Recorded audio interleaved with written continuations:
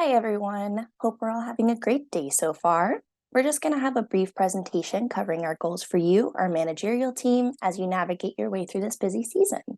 I've met a few of you, but I see we have some new faces, so welcome. Before we get started, a brief introduction about myself. I've been the HR VP for about 2 years now, working my way up from a packing distributor to a sector supervisor. Then I transferred to the Human Resources Department nearly 4 years ago and eventually found myself here. My tenure at the company surely wouldn't have been possible if it weren't for our management cultivating a growth environment and encouraging a safe workplace where I felt I had the security and tools I needed to reach for larger opportunities. So, hopefully, by the end of this presentation, we're all going to feel confident and educated enough to be providing such opportunities for our current staff.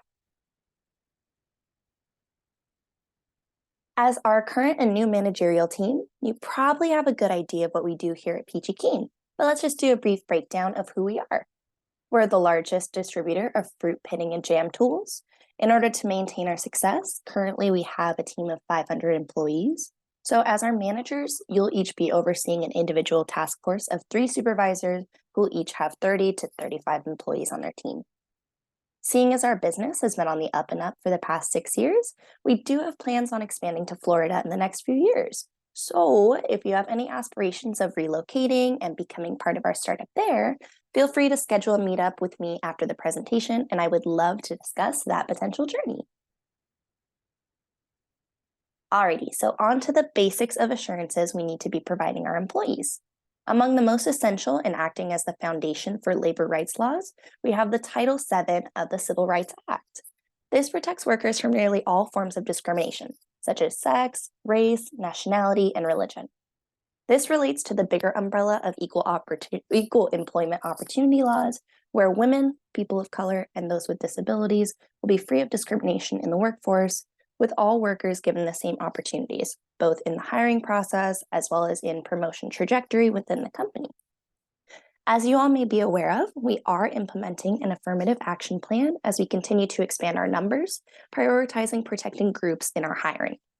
Our new application survey has had successful trials of not favoring any one particular hiring group, so we are all excited for our more inclusive future.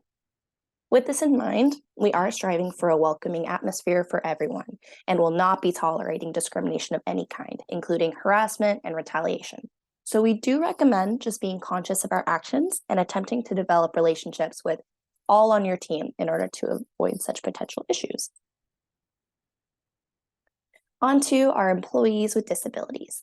The Americans with Disabilities Act ensures fair treatment and reasonable accommodation for those with a disability. Though our current job description for the warehouse does include weightlifting criteria, we are more than happy to attempt to accommodate in different circumstances.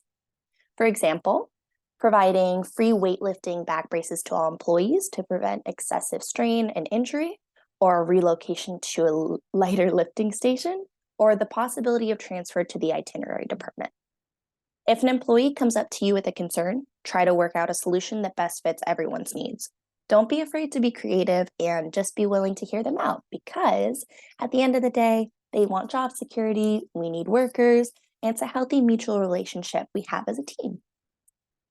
Alrighty, so safety in the workplace. We have heavy machinery and products that pose potential threats. The Occupational Safety and Health Act ensures the rights to a hazard-free or limited workplace. As per our last OSHA audit, we were reminded that as a preventative measure, we should be encouraged to have safety refreshers on using the machinery and the best ways to lift the heavy materials.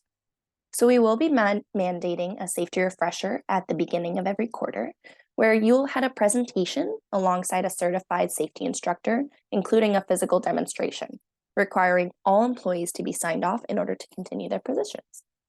In addition, you will all perform random safety audits, which won't negatively impact workers if corrections need to be made, but it will give an opportunity to remind everyone about the healthiest practices in order to avoid injury.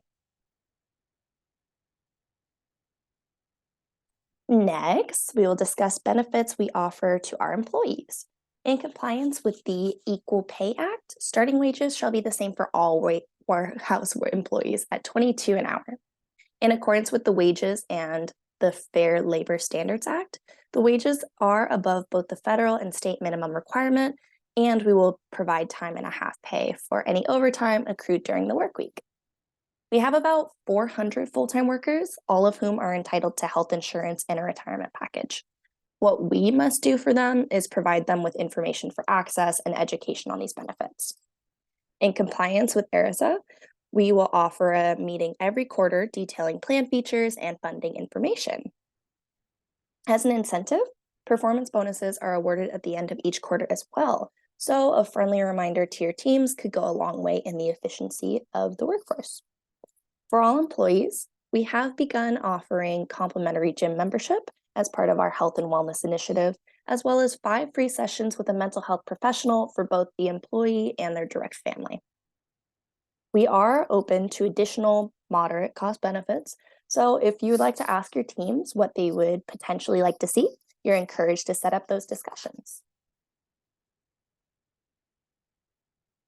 Next up, we have employee leave. So in the short term, employees are given a baseline of 24 hours of paid sick time in a year, but accrue 1 hour for every 30 hours worked. For leave due to a death of a relative, workers are allotted up to 5 days of unpaid time. For longer periods, employees are able to request the use of their Family Medical Leave Act rights. Under this, our employees, after at least 1 year in their tenure here, are entitled to up to 12 weeks of unpaid leave that can be combined with PTO for any of the following reasons: birth or caretaking of a child, care for a relative or self with a debilitating medical condition, care for a relative in the military, or in some cases, one that is deploying for the military. For this reason in particular, the employee is entitled to up to 26 weeks of leave. Employees are entitled to leave with a physician's note if due to an on-site injury as well. Employee medical attention will be paid for by us, but again, we expect this to be few and far between as safety is such a critical goal of ours, and with the new safety refreshes and audits, we hope to minimize these as much as possible. As you may already be aware of, our employees are represented by the AFL-CIO union. Though sometimes the relationship between employers and unions are strained, we try to be as cordial and cooperative with our union as possible. By maintaining a cognizant atmosphere of transparency and encouragement, our employees seemingly tend to not utilize the union often. Not to say that we're discouraging participation in any way. In accordance with the National Labor Relations Act, we are unable to hinder any act of our employees to participate in the union, and we shall allow them to bargain for what they deem fit.